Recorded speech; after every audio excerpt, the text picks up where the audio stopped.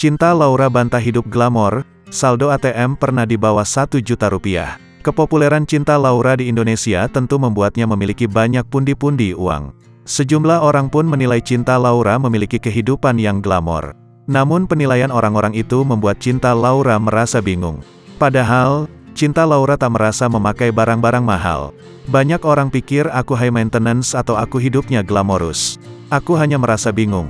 Tapi oke, mungkin cara aku berdandan kelihatan sangat rapi, kata Cinta Laura dalam video yang diunggah oleh akun Twitter Ferdi Riva, Kamis, 29/12. But to be honest, ini baju aku beli dari toko komersial dimanapun ada dan gak mahal sama sekali, bukan branded, sambung Cinta Laura. Selain baju murah, Cinta Laura bahkan mengaku tengah memakai jepit dengan harga 10.000 saja. You know, ini jepit rambut juga beli dari e-commerce platform hanya 10.000-an harganya. Seperti, saya hanya tahu cara berpakaian mahal dengan cara murah, pungkas Cinta Laura.